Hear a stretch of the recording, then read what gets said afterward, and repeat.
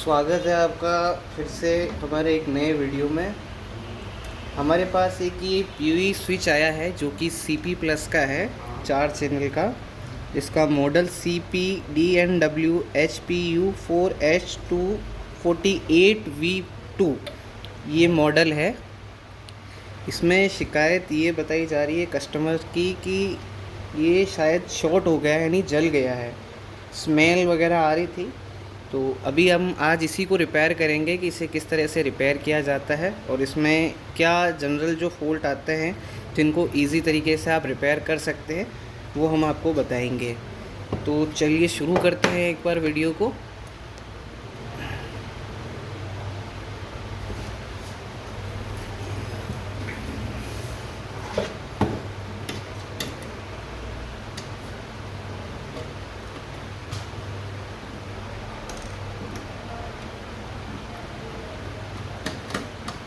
Video के last तक ज़रूर बने रहे।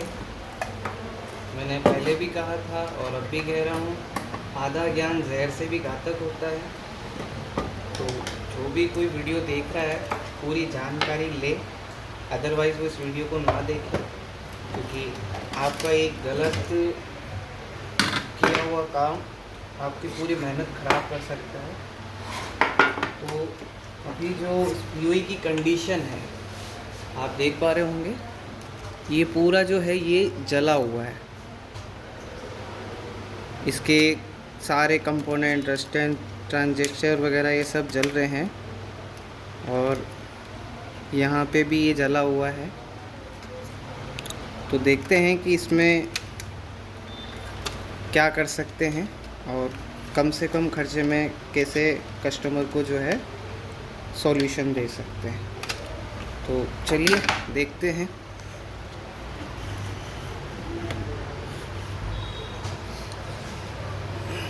तो सबसे पहले जो है ये इसकी पावर सप्लाई है, ये इसी से इसको पावर मिलता है, जो कि ये 48 वोल्ट पास करती है, यानी 63 करती है, बट यहाँ तक 48 वोल्ट पास होता है, जो कि कैमरे को चाहिए होता है। तो हम इसकी पावर सप्लाई जो है एक बार खोल लेते हैं।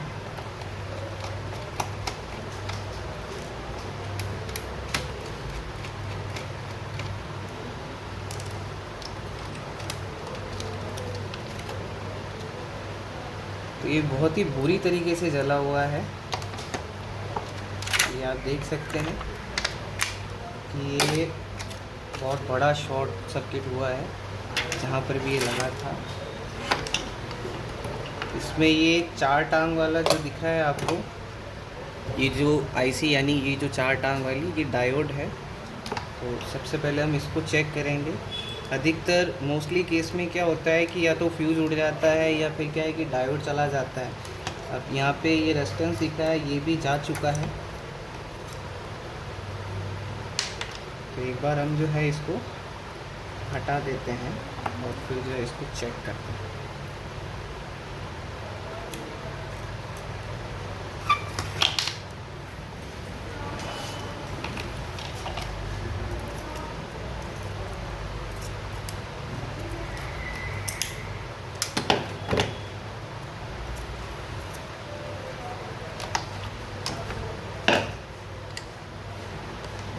मल्टीमीटर को आपको बजर मोड पे रखना है, क्योंकि ये वाला मोड होता है। आप ऐसे दोनों को आपस में जब टच करेंगे, दोनों सिरों को, तो ये बीप का साउंड देगा। अगर ये दे रहा है यानी अब आपका मल्टीमीटर सही है। तो हमें दोनों तरफ क्या है कि कुछ वैल्यू आनी चाहिए। अगर आपका ये जो रेजिस्टेंस सही होगा तो वैल्यू बताएगा। आप रोड को उल्टा सीधा करके भी चेक कर ले। तो हमारा जो मल्टीमीटर है दोनों ही तरफ से कोई भी वैल्यू जो है नहीं बता रहा है।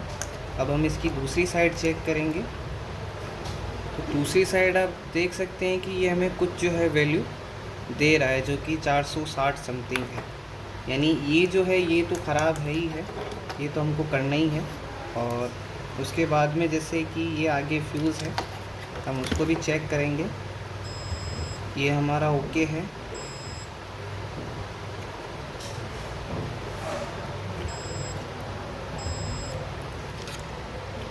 ये भी हमारा सही है। यहाँ तक पूरा जो है ये सही बता रहा है। अब हम इधर से थोड़ा इसको एक बार क्लीन करेंगे ताकि पता कर पाएँ क्या क्या पार्ट डैमेज हुआ है।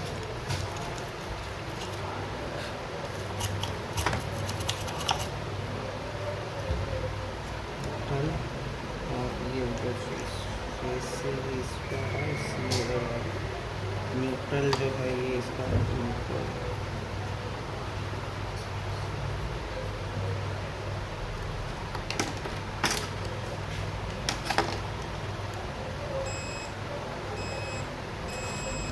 तो हमारी जो है प्रिंट तो कहीं से कहीं तक नहीं कटी है, ये बज़र आप सुन पा रहे होंगे। एक बार जो है हम इसको सीरीज़ बोर्ड पे लगा के, जो कि इस तरह का आता है सीरीज़ बोर्ड, ये वाला सीरीज़ बोर्ड है हमारा। अगर मान लीजिए कि आपकी कोई शॉर्टिंग है तो ये बल्ब जो है ये जलते आएगा और ये ऑफ़ नहीं होगा। तो जो भी कोई रिपेयर करना चाहता है या करता हो तो उसको ये सीरीज़ बोर्ड बहुत ज़्यादा अनिवार्य है किसी भी तरह की सप्लाई को करने के लिए। अभी हम इस सप्लाई को सीरीज़ बोर्ड में लगाकर फिर चेक करते हैं कि क्या इसकी शॉर्टिंग अभी भी दिखा रहा है या नहीं।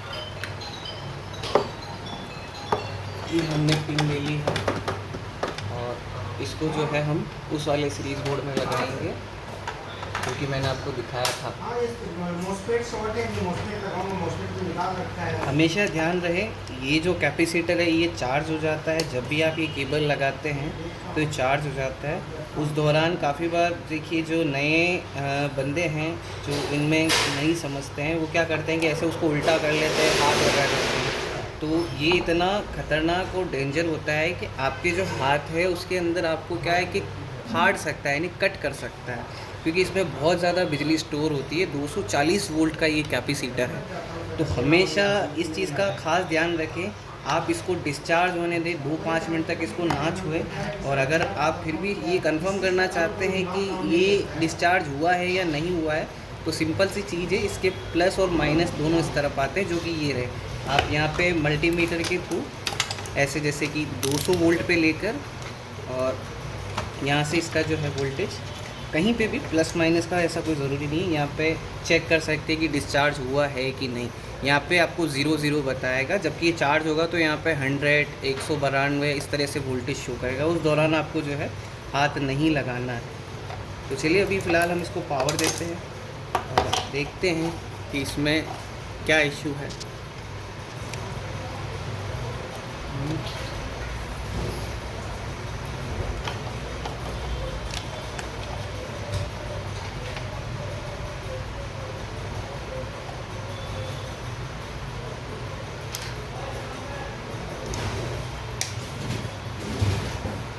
तो देखिए इसमें जो है अभी हमने सीरीज़ बोर्ड पे इसको कनेक्ट किया है और सीरीज़ बोर्ड के अंदर जो है कोई भी लाइट जो है ग्लो नहीं कर रही है। मैं एक बार लाइट ऑफ करके दिखा देता हूँ।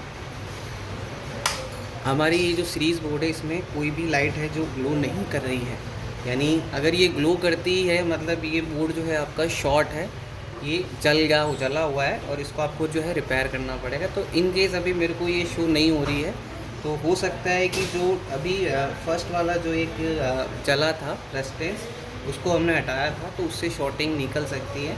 एक बार हमको इसको एसी पे लेके ये जो वाला जो है ये है हमारा इसका सीरीज़ बोर्ड का, तो ये है मेरा एसी वाला जिससे जो ये बल्ब ऑन करते थे। तो एक बार हम इसको एसी पे चेक करेंगे कि क्या ये चलता है। हमेशा आपको छोटा जंपर मारना है, कोई बड़ा नहीं मारना है, नहीं तो क्या है कि जो लाइट वगैरह है वो आपकी शॉर्ट हो सकती है। तो फिलहाल के लिए हम इसे बंद करेंगे और एक बार पावर को डिस्कनेक्ट करेंगे। और वो जो मैंने कैपेसिटर वाली जो बात बोली थी वो आपको मैं दिखा देता हूँ। कभी भी ऐसी गलती नहीं करनी है। ये हमने निकाल दिया है, बंद भी कर दिया है, बट अभी इसमें पावर स्टोर है।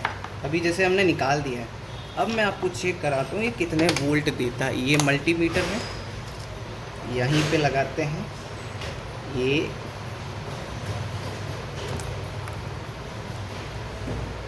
ये देखिए ये धीरे धीरे डिस्चार्ज होगा। अभी फ़िलहाल इसके अंदर 9 वोल्ट बता रहा है क्योंकि ये शॉर्ट है। तो हमको जो है इसको सही करना है क्योंकि इसमें एक डायोड ख़राब है। आप यहाँ पे देखेंगे तो एकदम से 22-23 अप डाउन चला था। एक बार जो है हम इसका डायोड ये चेंज करेंगे, क्योंकि इस डायोड में प्रॉब्लम है। इस चलते क्या है कि ये प्रॉपर पावर सप्लाई नहीं बना पाएगा। तो चलिए हम इसको चेंज करते हैं। हमेशा ध्यान रखना है कि आपको मल्टीमीटर से चेक कर लेना है वोल्टेज वगैरह को। कभी भी यहाँ कहीं हाथ नहीं लगाना है, नहीं तो बहुत ज़्यादा नुकसान हो सकता है। इसीलिए या तो कहा कि अगर आपके पास कोई ऐसी चीज़ नहीं है जिससे आप कंफर्म कर सकें, तो आपको क्या है, जैसे निकाल दिया ना, उसके बाद 2 मिनट के लिए इसको रख देना है, 2 से 3 मिनट के लिए, फिर वो डिस्चार्ज हो जाएगा। उसके बाद जो भी है आप हाथ लगा सकते हैं। हालांकि मेरी ये आईसी भी ख़राब है, तो इस वजह से चार्ज नहीं है, तो मैं इसको लगा सकता हूँ हाथ। लेकिन आप लोग ऐसी गलती बिल्कुल ना करें, पूरी सेफ्टी से काम करें। तो फ़िलहाल हम ये आईसी चेंज करते हैं, उसके बाद हम इसका वोल्टेज देखेंगे। तो चलिए तब तक मैं वीडियो पॉज कर देता हूँ, आप लोगों का समय बचेगा। तो अभी जो है हमने ये आईसी जो है वो जो ख़राब थी उसको हमने बदला है, और इसको हमने प्रॉपर तरीके से सोल्ड भी कर दिया है। अब हम इसको एक बार चेक करेंगे कि ये हमें प्रॉपर वोल्टेज यहाँ पे देता है कि नहीं देता। जैसे 48 या 63 के बीच यहाँ पे ये वोल्टेज देना चाहिए हमको। तो हम इसको एक बार सीरीज में ही चेक करेंगे।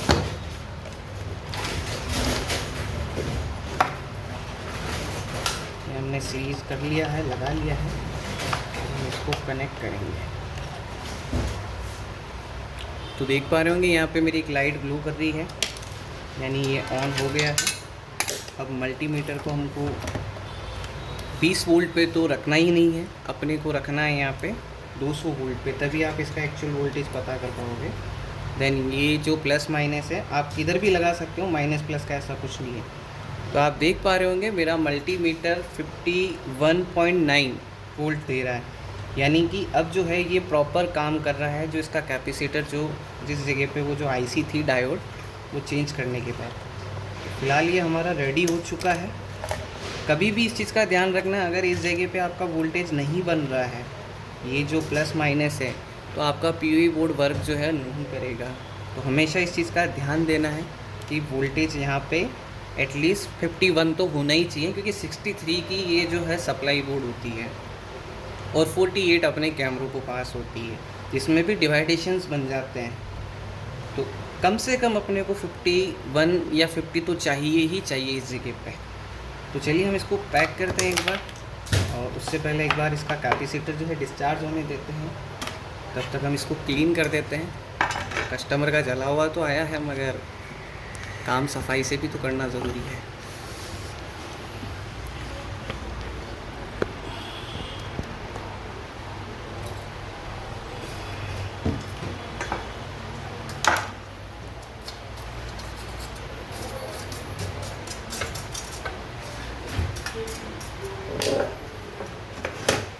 हमारे कस्टमर की पॉलीथीन थी, हम इसका भी यूज़ नहीं करेंगे, क्योंकि ये जो चीज़ दी जाती है बहुत ही ख़राब चीज़ है। कभी भी जो इस तरह की सप्लाई होती है उसके अंदर प्लास्टिक का जो है यूज़ नहीं होना चाहिए, क्योंकि जब ये ज़्यादा हीट होती है किसी भी चीज़ को, जो नहीं उड़ता है ना उसको भी उड़ा जाती है, क्योंकि प्लास्टिक बहुत ज़्यादा जल्दी पिघलता है, और स्पार्किंग जैसी जगह पे तो ये जल्दी आग पकड़ लेता है। यहाँ पे भी इतना ये नहीं शॉर्टिंग होता, मगर आप देख पा रहे होंगे ये पूरा प्रिंट जला दिया इसने। अगर ये जलता नहीं तो इतना सब कुछ होता नहीं। तो हम इसको नहीं लगाएंगे, क्योंकि ये देख रहे हैं आप इस जगह पे पॉइंट, ये प्रॉपर तरीके से पॉइंट दिए हुए थे, यानी कहीं से कहीं तक इसको वैसे भी करंट नहीं आने वाला और ना करंट पास होने वाला। फिलहाल हम इसको फिट करेंगे।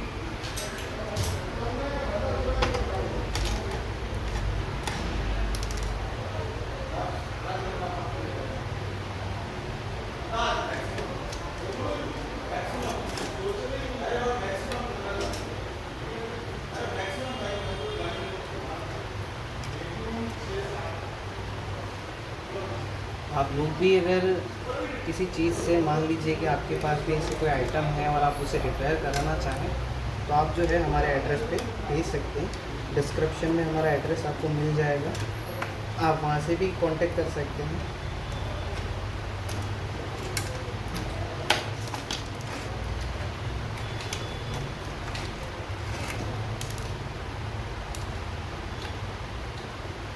वीडियो अगर अच्छी लगी हो तो लाइक ज़रूर करें, और अपने दोस्तों को भी शेयर करें, जो भी सीसीटीवी फील्ड में वर्क करते हैं, क्योंकि ये छोटी छोटी जानकारियाँ आपके लिए बहुत ही फ़ायदेमंद हो सकती है। जहाँ आप अनाप शनाप पैसा लगाते हैं, नई स्विच खरीद लेते हैं, वहीं कुछ थोड़े से पैसों में जो है आपका स्विच जो है वो पहले की तरह हो सकता है। क्योंकि नया हर चीज़ का एक ऑप्शन नहीं होता है। ठीक है कि ये सस्ता होगा, लेकिन काफ़ी चीज़ें ऐसी भी होती हैं जो महंगी बहुत ज़्यादा होती हैं, जैसे कि PTZ कैमरा वगैरह हो गया, कंपनी से आउट ऑफ वारंटी हो जाता है, उसके बाद वो स्पेयर में डाल देते हैं, लोग सोचते हैं वापस दोबारा खर्चा करना पड़ेगा। तो उन सभी चीज़ों का जो सॉल्यूशन है वो हमारे यहाँ पे आपको अवेलेबल हो जाएगा, और वो भी रीज़नेबल प्राइस पे, और बिल्कुल जेन्युइन पार्ट के साथ में। तो अभी हमने है जो लगा दिया है, अब हम इसको पावर देते हैं और देखते हैं कि क्या रिज़ल्ट रहा है इसका। हमने लगा दिया है, एक बार हम सीरीज पे चेक कर लेंगे वापस दोबारा से कि और कोई शॉर्टिंग तो नहीं है। तो हमने लगाया है और हमारी LED जो है ग्लो कर रही है। अब हम इसको मेन कनेक्शन में लगा रहे हैं।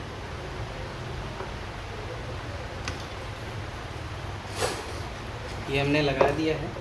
अब मुझे इनकी लेन पोर्ट चेक करने के लिए जो मेरे पास एक केबल अवेलेबल है, मैं इसके थ्रू, आपको देख पा रहे होंगे तो मैं थोड़ा कैमरा ऊपर कर लूँ।